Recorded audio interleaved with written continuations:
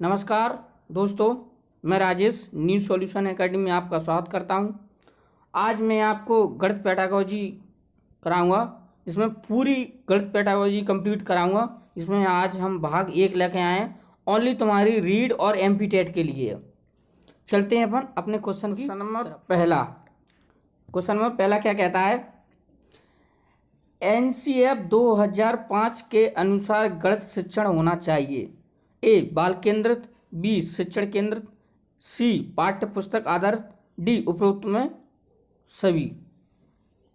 तो इसका right answer होगा ए। ये आता है कि बाल केंद्रित गणित शिक्षण होना चाहिए, तो उसमें ऑप्शन में आया एनसीएफ 2005। अब एनसीएफ का कभी कभी इसमें फुल फॉर्म पूछ जाता है, तो एनसीएफ का फुल फॉर्म क्या होता है। एनसीएफ होता है national curriculum framework. National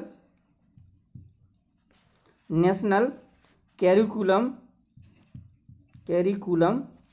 framework. Number second, question number second क्या कहता है। मूल्यांकन किया जाता है यानी इवोल्यूशन। उपलब्धियों की जांच करने के लिए, बी अस्पष्ट अवधारणाओं का पता लगाने के लिए, सी कक्षा में प्रोन्नति के लिए, डी प्रयोक्ता की भावना जागृत करने के लिए। तो इसका राइट आंसर होगा ए। क्या उपलब्धियों की जांच करने के लिए किया जाता है। मूल्यांकन किस लिए किया जाता है। उपलब्धियों की जांच करने के लिए। अवधारणाओं की बात की, अस्पष्ट की बात कर रहा है तो ये तो हो नहीं सकता। उन्नति की बात कभी नहीं करता एनसीएफ। प्रयोक्ता की भावना, प्रतियोग कंपटीशन की बात नहीं करता, इसलिए राइट आंसर ए होगा। अब चलते हैं अपन अगले क्वेश्चन की तरफ।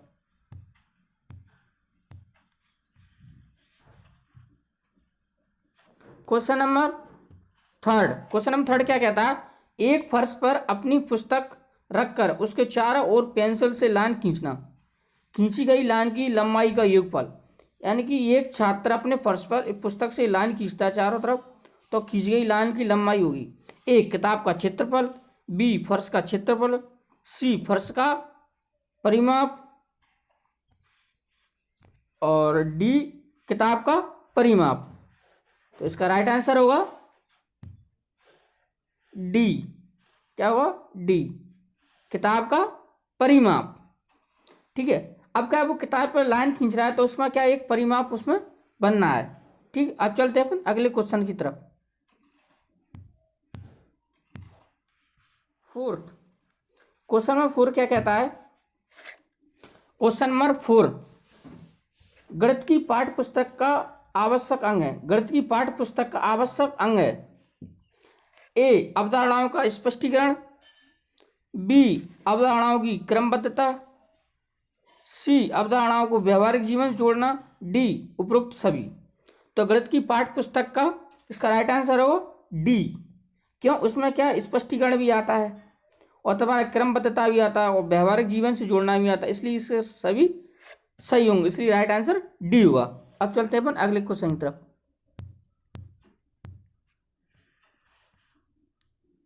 क्वेश्चन नंबर 5 क्या कहता है। एक विद्यार्थी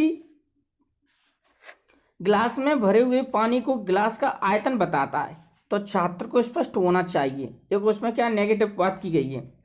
तो क्या है, आयत की अवधारणा, बी आयत का परिमाप, आयतन का सूत्र, आयतन की लंबाई। तो इसका राइट आंसर होगा आयत की लंबाई, क्योंकि वो यूनिट की बात यहाँ कर रहा है। क्योंकि अवधारणा वो मापन सूत्र की तो बात करनी है, जैसा नेगेटिव पॉइंट हो गया। मापन हो सकता है, अवधारणा हो सकती थी, लेकिन उसमें क्या कर रहा है वो एक विद्यार्थी गिलास में भरी हुई पानी को आयतन की बात कर रहा है। तो आयतन में क्या, इसमें यूनिट की बात कर रहा है, जैसे पानी इसमें गिलास में भरा हुआ। इसकी राइट आंसर डी होगा। अब चलते हैं अगले क्वेश्चन की तरफ।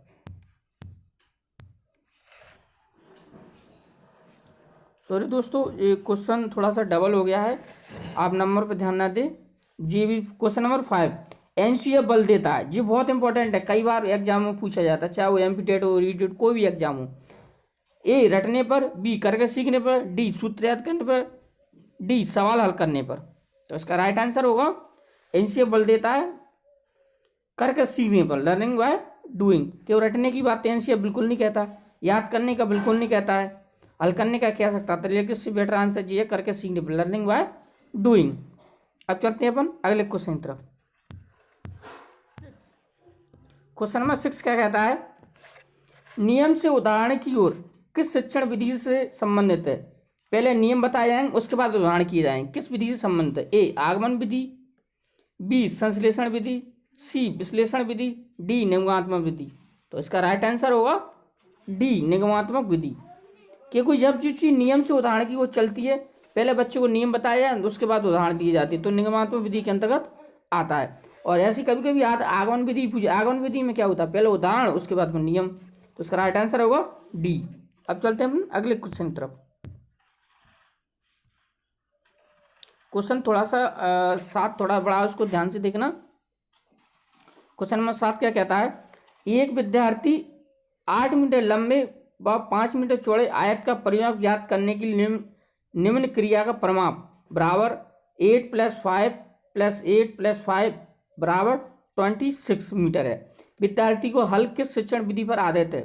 ए आगमन विधि, बी निगमन विधि, सी विश्लेषण विधि, डी संश्लेषण विधि। तो इसका राइट आंसर होगा, इसका राइट आंसर होगा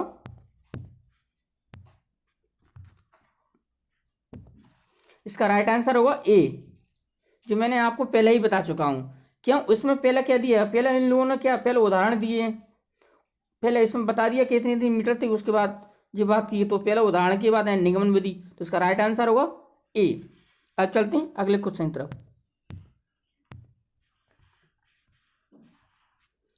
क्वेश्चन नंबर 8, मूल्यांकन के कितने सोपान है? सोपान का हो या प्रकार का हो, ये कई बात होती है। ठीक है, ए 2, बी 3, सी 4, डी 5। तो इसका राइट आंसर होगा बी 3 सोपान है। मूल्यांकन कितने सोपान है? 3। ठीक है, अब चलते हैं अपन अगले क्वेश्चन की तरफ।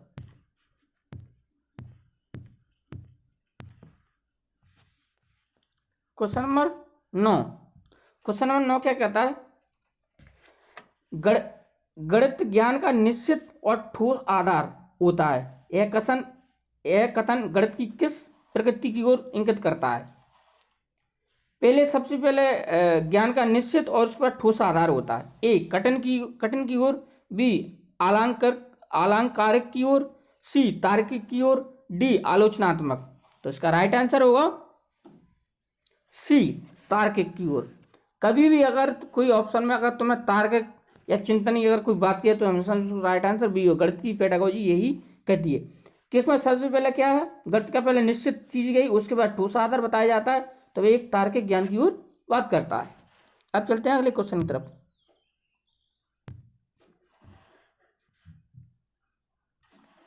क्वेश्चन नंबर 10, गणित का मुख्य उद्देश्य है। गणित का मुख्य उद्देश्य क्या है? ए सवाल हल करने की क्षमता का विकास करना, बी सूत्र याद करने की क्षमता का विकास करना, डी तार्किक ढंग से सोचने की क्षमता का विकास करना, डी समस्याओं को हल करने की क्षमता का विकास करना। तो इसका राइट आंसर होगा सी। देखो मैंने आपको बताया तार्किक ढंग से सोचने की क्षमता का विकास करना। जब भी किसी शब्द में अगर तर्क रीजनिंग की अगर बात आती है तो समझ लो वही आंसर इसका जहाँ तक बेटर वही होगा, कि उसमें सूत्र याद करने की बात तो की, नेगेटिव पॉइंट याद करना तो बिल्कुल नहीं। एनसीएफ कहता है सवालों करने की क्षमता हो सकता था, समस्याओं को समस्या प्रॉब्लम आ गई ये तो हो ही नहीं सकता। इसकी राइट आंसर इसका क्या आएगा? सी। अब चलते हैं अगले क्वेश्चन की तरफ।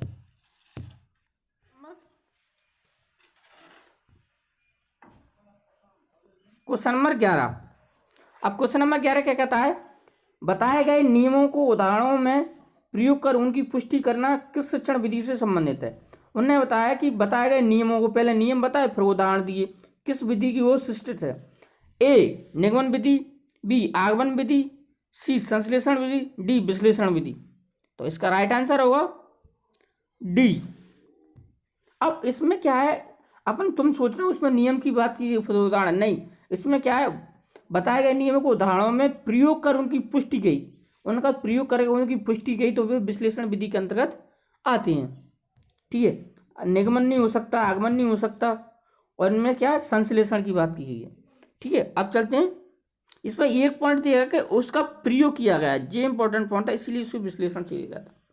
अब चलते हैं अगले क्वेश्चन की तरफ।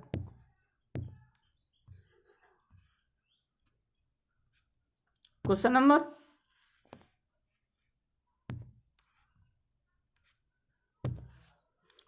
12, गणित मूल्यांकन में कौन सा पद शामिल होता है? गणित के मूल्यांकन में कौन सा पद शामिल है?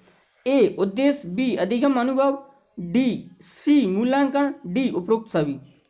तो इसका राइट आंसर होगा उपरोक्त सभी। क्यों? गणित के मूल्यांकन में सारी चीजें, उद्देश्य भी होते हैं और अधिगम भी होते हैं और मूल्यांकन भी होते हैं, और इसलिए इसका राइट आंसर डी होगा। साथ अपने अपने सेशन को खत्म करते हैं और आने वाली टेस्ट सीरीज आपकी कंटिन्यू चलती रहेगी। अगर ये सेशन आपको अच्छा लगता हो तो लाइक, कमेंट, सब्सक्राइब किया करो, जिससे आने वाली नोटिफिकेशन आपको जल्दी मिले। जय हिंद, जय